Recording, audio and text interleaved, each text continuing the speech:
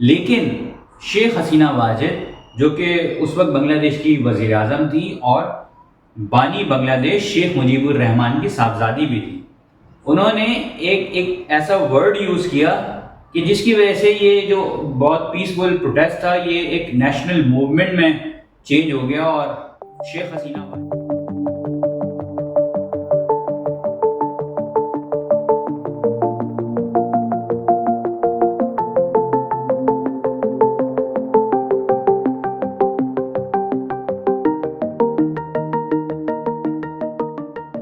السلام علیکم میرے عزیز وطنوں، امید کرتا ہوں آپ سب خیریت سے ہوں گے۔ آج کی ویڈیو میں ہم انسائیڈ اسٹوری ڈسکس کریں گے اس انسیڈنٹ کی جو کہ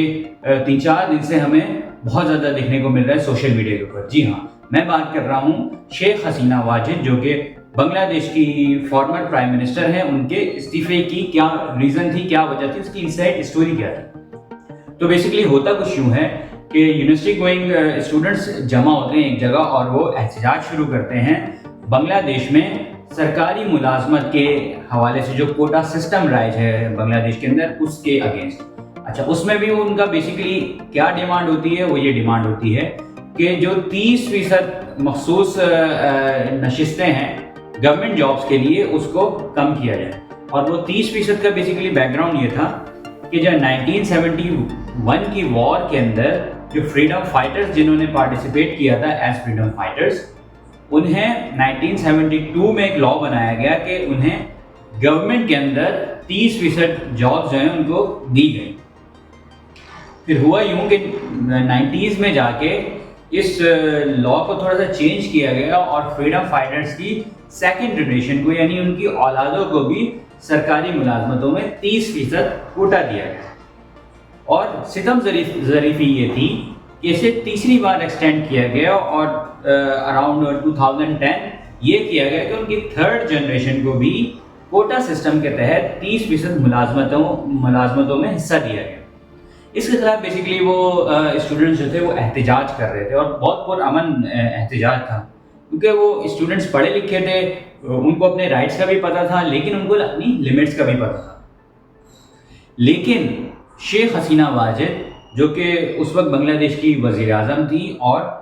بانی بنگلہ دیش شیخ مجیب الرحمان کی صاحبزادی بھی تھی، انہوں نے ایک ایسا ورڈ یوز کیا کہ جس کی وجہ سے یہ جو بہت پیسفل پروٹیسٹ تھا یہ ایک نیشنل موومنٹ میں چینج ہو گیا اور شیخ حسینہ واجد سے پہلے معافی کے مطالبات کیے جانے لگے اور اس کے بعد ان سے استعفے کا مطالبہ کیا جانے لگا اور وہ اتنا زور پکڑا کہ اسے کوئی روک نہیں سکا۔ اور اس کی وجہ یہ تھی کہ انہوں نے جو پروٹیسٹ کرنے والے تھے انہیں رضاکار کہا۔ اچھا، رضاکار کا پہلے اب تھوڑا سا میں آپ کو بیک گراؤنڈ بتا دوں کہ رضاکار ایک جو ہے وہ غدار کے طور پہ دیکھا جاتا ہے بنگلہ دیش کے اندر، اور اس کا بیک گراؤنڈ کچھ یوں ہے کہ 1971 کی جو وار تھی اس میں جن لوگوں نے 50,000 کے قریب لوگ تھے جنہوں نے پاکستان آرمی کا ساتھ دیا تھا اور خود کو رضاکار ظاہر کیا تھا، یعنی کہ وہ بنگلہ دیش کے قیام کے اگینسٹ تھے اور پاکستان آرمی کو سپورٹ کر رہے تھے 1971 کی وار کے اندر۔ تو وہ جو تھے وہ رضاکار جب بنگلہ دیش بنا تو ان رضاکار کو غدار ڈکلیئر کیا گیا۔ تو شیخ حسینہ واجد نے ایک ٹیکٹک یوز کرتے ہوئے وہ سمجھی کہ شاید وہ ان کے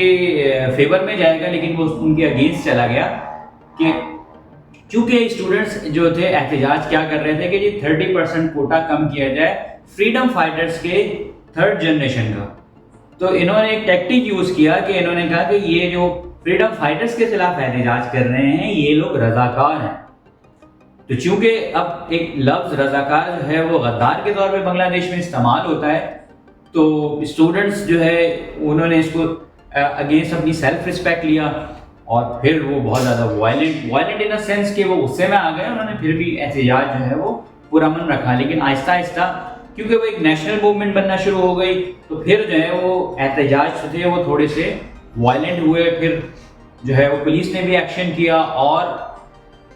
اسٹوڈنٹس نے یہ مطالبات شروع کر دیے کہ جی شیخ حسینہ واجد اپنی اس ورڈ کے اوپر اس ورڈ کو واپس لیں اور معافی مانگیں۔